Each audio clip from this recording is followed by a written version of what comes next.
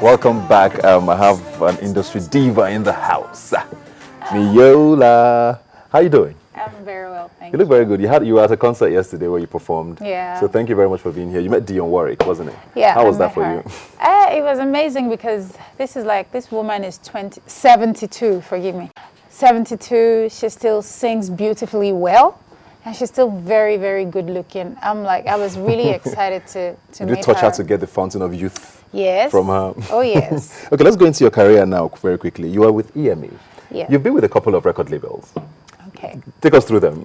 Okay. First, there was, for a very short time though, I was with the Tribe. Yeah. For a very short time. And then I moved from the Tribe to, it wasn't a record label per se, it was Like a management? production Okay. outfit. It was called Make Some Noise. And then from there, I moved to West Side, and then from West Side to EME finally. Is this the final stop? Well, I don't know, but I hope.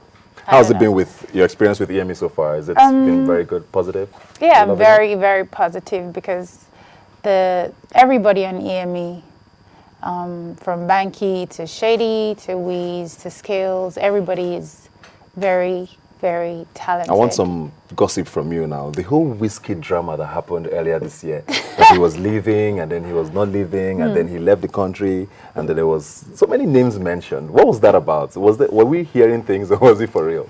Well, I don't know, but what I can say is that in every relationship, there is a contract.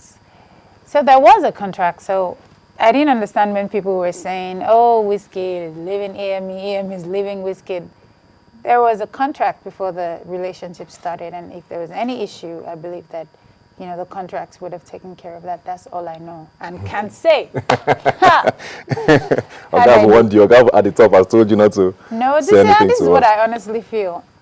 Tell us That's about what your I career now. You released 2 singles recently. Yes. How's the reception been so far of your music recently? It's been pretty amazing because I went with what I felt, yeah, but I also half experimented. Okay. There With what was sort of sounds crazy, now? There was crazy and there was too bad. And Okay. I tried to go for sounds that I haven't exactly heard anywhere before. I like to create my own sound, and that's what I tried to do. Isn't that risky in a market I like know, this? that's where why we I know said I that, half yeah. experimented. And when I put them out, people just accepted it, which was very, very impressive and encouraging because I heard people say stuff like, oh, it came from a true place. I've heard people tell me that Tobat, for instance, makes them cry. Not one, not two, a lot of people. And it even made me cry one day. Your own song made you cry? One day, I think last week, I was listening to it and I shed a tear. I shed a tear. In an industry like this where there seems to be some sort of sound that is broadly accepted across board, I think it's Afro-pop we call it. Some people call it Afro-beats, which I totally abhor. But why not just stick with the commercial part and make all the money from there? Well, it depends on what you call commercial. What I call commercial is music that is generally acceptable. It doesn't necessarily, I don't know what you did. That Afro-pop thing that you said, somebody started it. Yes. So it's okay for somebody else to do something else that they feel comfortable with. And I believe that Nigerians know good music. If you give it to them, they will accept it. I'm not of the school of thought that Nigerians have to listen to a particular type of music. Nigerians recognize good music. Nigerians know what good music is.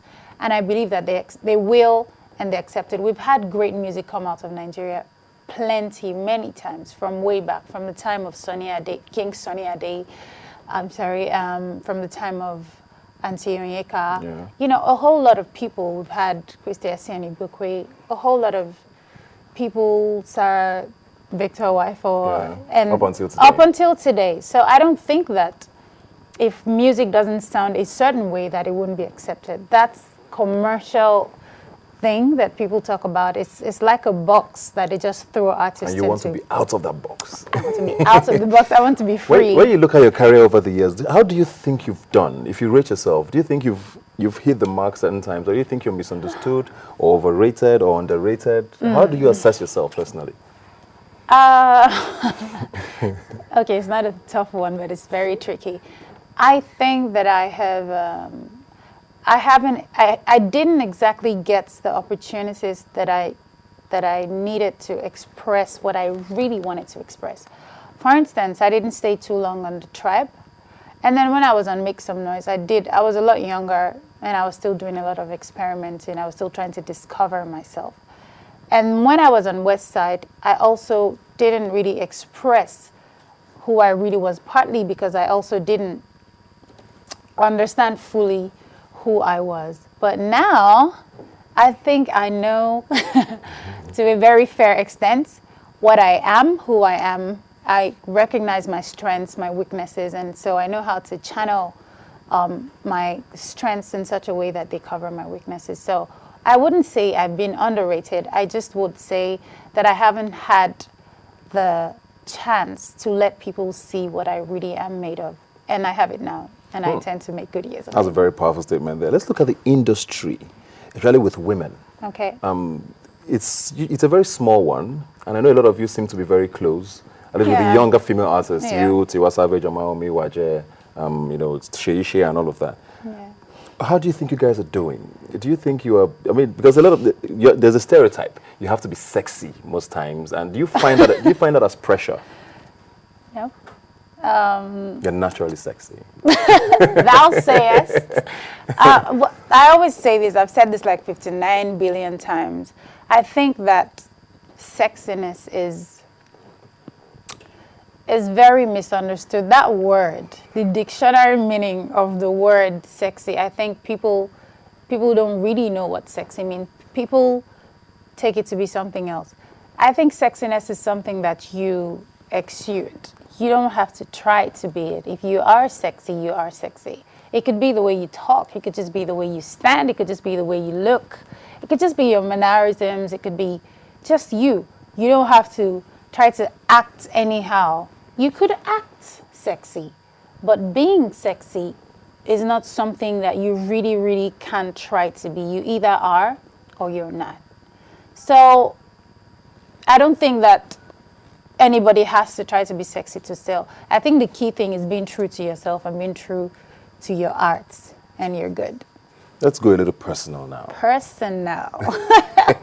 Should I be worried? Not yet. Okay. Are you in a relationship? No, I'm not. Why not? Well, Are you one of those who say I'm married to my music? Because that's a very boring answer. no, I am actually married to my music because there's nothing else that is taking up my time. Is it that the men are not coming, or The they're men not are good coming. enough, It's not like they're not good enough.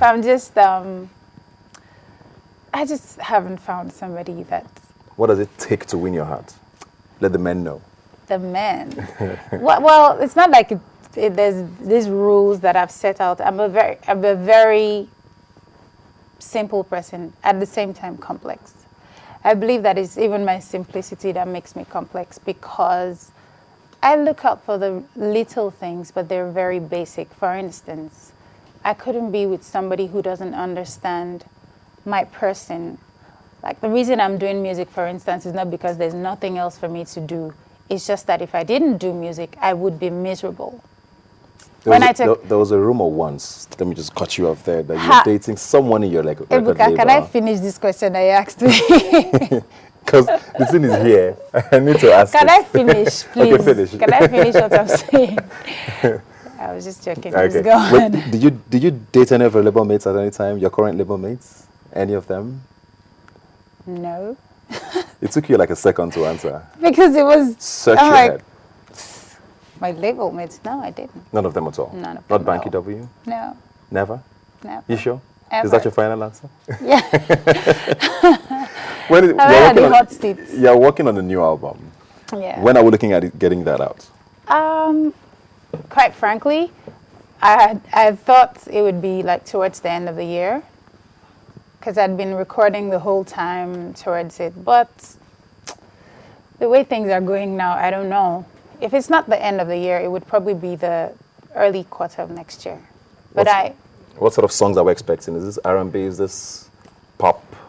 Is this a mix of everything? Yeah, a mix of everything. I like to call it contemporary R&B pop.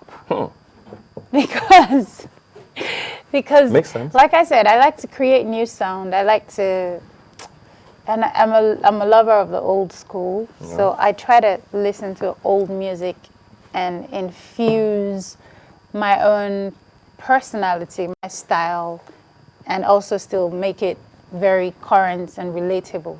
So I like to call it contemporary R&B pop, because it's not typical R&B, and then it's not exactly pop, but it's contemporary R&B pop. Great. We'll be looking forward to that, Eniola. Thank you very much. Hopefully Thank it's this you. year, because like next year is far. It's not that far. I remember when I said Happy New Year. And it's July already. And it's July already. Can you imagine? Before Around you the know. corner. I remember when it was my birthday. No problems. Thank you very much for being here. Thank you look so very much for great. You've having been me. Thank you. You very, too. a very interesting guest. Hopefully you'll be back again when we'll call you.